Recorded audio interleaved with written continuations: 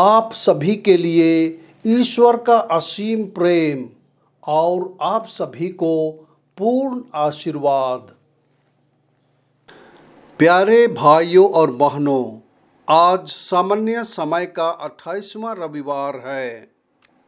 आज के रविवार पाठों के मुख्य विषय निम्नलिखित हैं। प्रज्ञा की किताब से लिया गया पहला पाठ हमें बताता है कि चांदी और सोने की तुलना में ज्ञान अधिक पसंद की वस्तु है।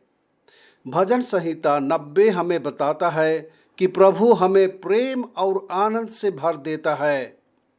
दूसरा पाठ हमें बताता है कि परमेश्वर का वचन शक्तिशाली है और दिल के विचारों और इरादों को समझने वाला है।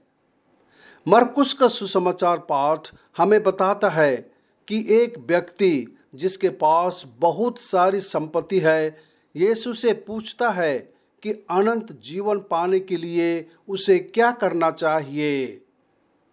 आज के पहले पाठ में हमें प्रज्ञा की पुस्तक से बताया गया है कि ज्ञान चांदी और सोने से बेहतर है।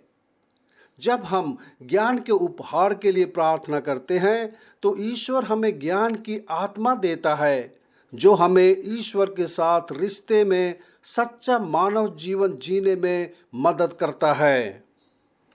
दूसरे पाठ में संत पौल ने इब्रानियों को परमेश्वर के वचन की शक्ति और प्रभाव के बारे में बताते हुए लिखा, परमेश्वर का वचन जीवित और सक्रिय है, किसी भी दो धारी तलवार से तेज, लोगों के जीवन में परिवर्तन लाता है।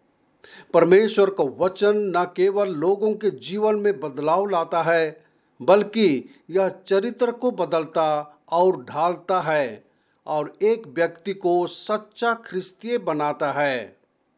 आज के सुसमाचार में एक व्यक्ति यीशु के पास आता है और पूछता है कि अनंत जीवन प्राप्त करने के लिए उसे क्या करना चाहिए। यीशु ने उत्तर दिया कि मूसा की व्यवस्था की आज्ञाओं का पालन करना चाहिए। वह आदमी स्वीकार करता है कि उसने बचपन से ही इन सभी का पालन किया है। फिर यीशु कहते हैं कि उसमें केवल एक ही चीज की कमी है, वह अपनी संपत्ति कंगालों को दे दे और यीशु के पीछे हो ले।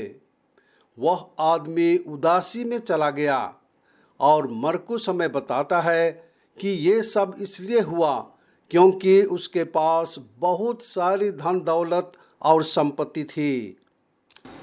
अमीर आदमी उदास होकर चला गया क्योंकि उसका दिल और दिमाग उसके धन से जुड़ा था। वह इसका गुलाम हो गया था।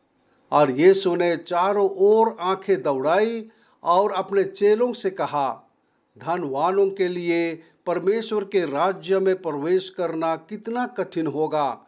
और चेले उसकी बातों से चकित हो गए।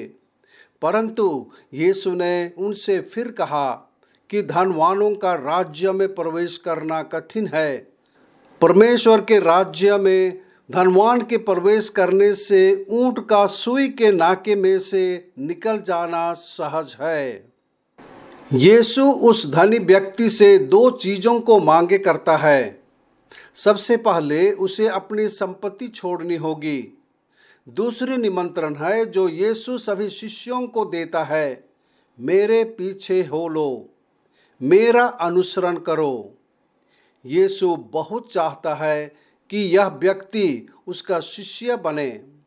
हम मानते हैं कि ख्रिस्तीय धर्म वह है जिसमें प्रत्येक विश्वासी यीशु के साथ व्यक्तिगत संबंध में है। जिस तरह यह सुसमाचार हमें बताता है कि यीशु उस आदमी से प्यार करता है और उसके चले जाने पर दुखी होता है, उसी तरह यीशु भी हमसे प्यार करता है और दुखी होता है जब हम उसका अनुसरण नहीं करना चाहते हैं या अनुसरण करने में असमर्थ होते हैं। आइए हम यीशु की वाणी को सुनें और उसकी आज्ञा का पालन करें। आइए हम उसका अनुसरण करें और उससे प्रेम करें।